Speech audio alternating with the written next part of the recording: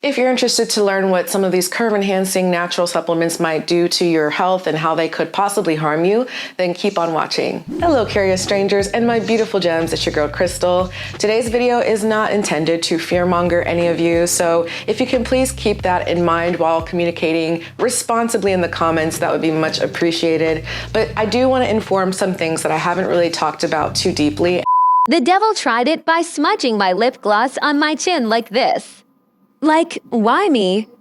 I wasn't finna film again, so just ignore please, and thank you.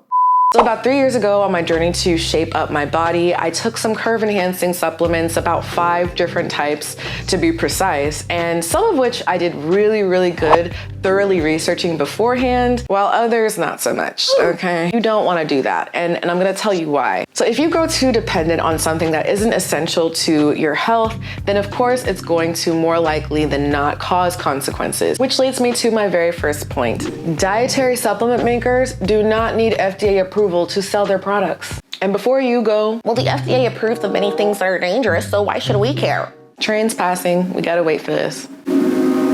But that sound, anyway, here's why you should sorta care. While manufacturers do undergo a review process from the FDA, it doesn't ensure a supplement's effectiveness. You can buy a can of air and get better value out of that than whatever supplement is deemed as safe by the FDA that's supposedly said to help grow your butt, grow your cha-chas, or whatever thing you're taking your supplement for. It's almost like you might as well be buying a placebo pill because nobody is going to confirm if this is actually what it's doing. And please, if any of you viewers watching do actually know better and I'm misinterpreting this, by all means comment down below and let me know. They are only supposed to report if there have been any serious adverse reactions to consumers taking their dietary supplements. The FDA, of course, will snatch them out of the market for that, as well as any misleading information, which is great for us as consumers, but I couldn't find anywhere that confirmed that this is actually being practiced or regulated by the FDA. Only thing that exists currently to see that is there's like a submission form on the website. So I'm just like, I don't know, it seems a little suspicious.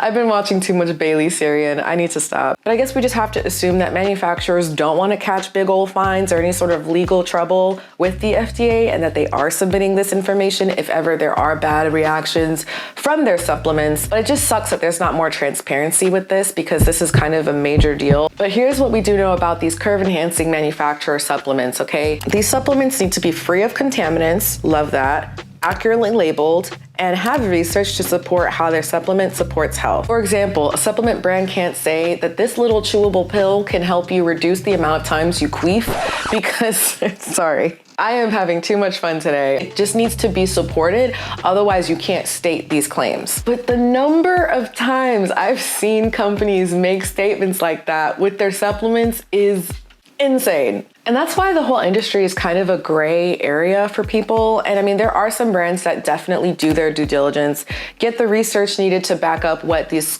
buyers are going to end up putting into their body, and give us the confidence we need to know that this is actually going to A, be safe to take, but also give us the results we're freaking buying this stuff for, because otherwise aren't we essentially just throwing away money? And a lot of times if you look at these brands' websites, you don't really see that information of the research in the forefront of their marketing efforts. But I'm more so talking about the brands that don't even have it anywhere. Like, you just have to go based off of the hype on their Instagram that looks super cute and adorable with these models they paid money for. I definitely fell into the hype when I would see a really cute chewable bear of some kind and all of the things that they claim to do. I need the research. What lab has this been sent off to, and which study group? Like, is this going to any study groups, or are y'all just wishing for the best? Like, I need to know these things. So I'm here to be your mom today and let you know that you gotta be a smarter consumer, baby girls and baby boys, because it's really easy to just fall into what people claim something will do because it's being marketed a certain way. And marketing is all about psychology. As I've learned through my career of being with different industries and different verticals, I found that people are really sneaky with how they try and sell you stuff. Like, for real. Like, they think we stupid out here or something because we just want an instant fix. So do your research, especially when it comes to herbal supplements that can cause an imbalance of hormones like fenugreek. Okay, so I didn't even want to talk about Fenugreek again because I was going to take it as a weight loss supplement in addition to me obviously being in a caloric deficit, watching my carbs, doing a keto diet, just trying different things to see what my body would respond to, right?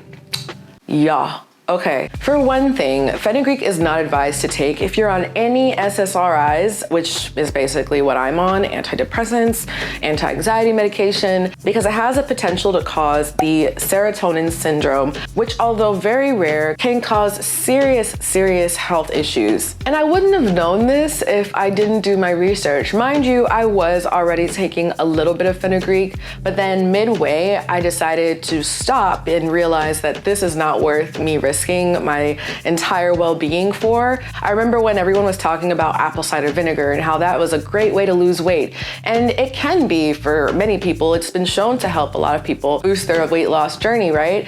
But I've even talked to my mom about her doing it herself because I thought it was really effective for the people I've seen using it. I told my sister about it and she lost 15 pounds before her wedding. And so my mom decided to do some research because she's a smart lady and I love my mom for being this way. There's a certain medication with high blood pressure that people take that my mom was taking, and she saw that if you take apple cider vinegar, it's going to badly interact with that. And so I'm very thankful that she did that. Especially as you get older, there are things that we have to kind of maintain and take on a regular basis so that we're good and healthy and strong every single day. And some of those things just might not interact well with a Fenugreek supplement or whatever else is out there. Another thing about Fenugreek that really scared me was during the short time I was taking it, I was feeling at night this crazy sharp pain in my right breast, and I don't know why. Like, I still to this day don't even understand that, because as soon as I stopped taking it, the pain went away. So what? Turns out, lab studies show that Fenugreek acts as an estrogenic receptor modulator and may increase the growth of breast cancer cells.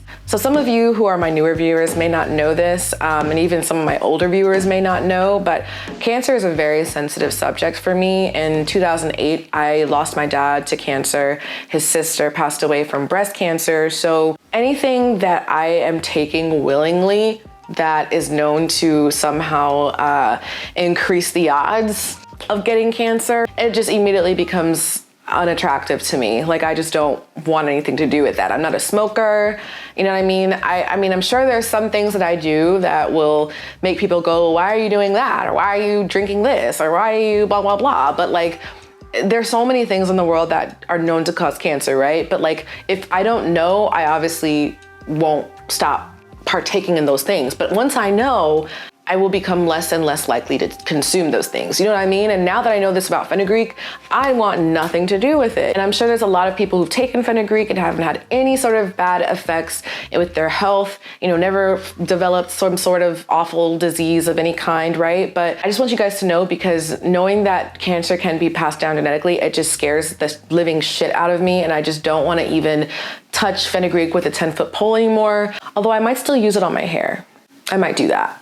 In the Muriel J. Montbriand 2004 review, there were over 25 out of the 32 herbs and natural products with the potential to increase growth of cancer. Okay, mama, wait, before you start going to throw away all your herbal supplements, talk to your doctor first, especially if you're not even battling cancer yourself and don't have a family history of it. And I honestly am just a hypochondriac, okay? I get scared of anything that makes me feel like it's going to quickly shorten my life. So I personally just want to tell people about this, because if you're anything like me, I'm sure you would want to know the same way I wanted to know. And I'm glad I know this so I can pass it down to my viewers who I genuinely do care about. Honestly, I know a lot of people on YouTube say that, but like, in all seriousness, I want you guys to have the same quality of living that I think everyone should have. And that's a healthy lifestyle, a happy, long life without any medical issues of any kind, that you can do your best to control as you eat and as you work out and as you rest and take care of yourself. You know, all of these things are about balance. Oh, but wait, there's a little bit more. We're not done. Some people do take supplements to balance out their hormones, and while this is something that may work or seem like it's working, it can also imbalance your hormones. There are of course symptoms of imbalanced hormones, but you won't really know unless you really check that in with your doctor. We can't do everything on our own, and that's okay. So while Fenugreek might seem like a wonderful option to boost your estrogen levels and give you the curve you want, you might want to talk to your doctor before you even buy that pill, okay? And that's another reason why I'm such a fan of maca root powder, and I'm not trying to put in a shameless promotional plug, although my affiliate link is down below.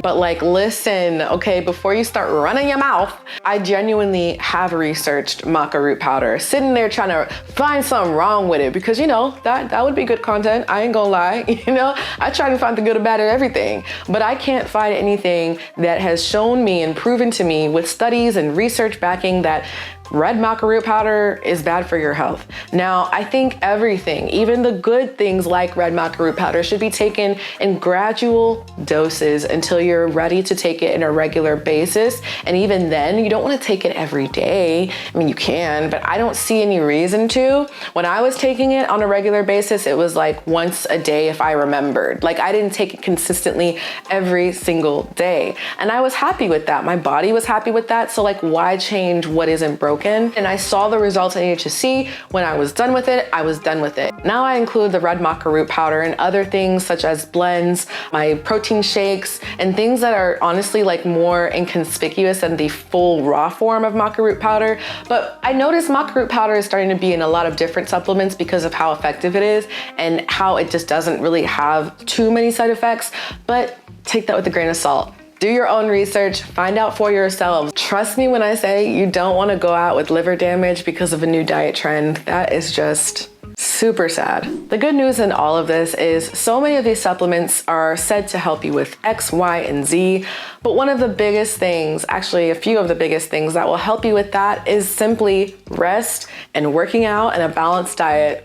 That's it. You don't have to overcomplicate anything. If you're doing those things, your hormones will be naturally nourished. Your body knows how to make you in your best shape if you take care of it. And if you're not sleeping, if you're not getting the right type of nutrients in your body, if you're not moving your body, girl, like, don't be surprised if you start seeing things change in your physical and your mental and emotional health because you're not taking care of yourself. I ain't gonna lie, I started to walk dogs again recently. After losing my baby, I decided, you know what, I need to get back into walking every day or as many days as I can. And I'm noticing a bigger shift in my mood. I'm getting way more vitamin D, but I'm also walking and adding more cardio into my life. So these are things that I think are very, very important, especially as young adults, as we grow into our adulthood. We don't have to overcomplicate things with any sort of new trends or any sort of diets or any sort of supplements that come out into the world. Sure, you can include them into your life, but have a balance to everything. Ask yourself, do they have real research? Are they showing real results? Or are they just trying to make a quick buck out of you in your state of desperation? Some of these companies out here ain't shit. Other than the maca team, I'll share some websites on where you can find quality supplements from if you are still in the market of buying some for yourself after watching this video. But I hope that this video didn't come off too fear-mongery. If it did, I'm sorry. That wasn't my intention. I just really had to get this off of my chest since so many of my videos are still popping off from me talking about old supplements I tried in the past. And some of you have asked me so many questions about, can I take it if I'm pregnant? Can I take it if I'm on the birth control pill? Can I take it if this? Can I take it if that? The internet has too much information for you to not find this out before taking it and feeling like you found out too late, okay? Other than that, guys, thank you so much for watching. Don't forget to check out the links down below, and I'll see you in my next video. Don't forget to subscribe, like this video, and I'll talk to you next time. Bye.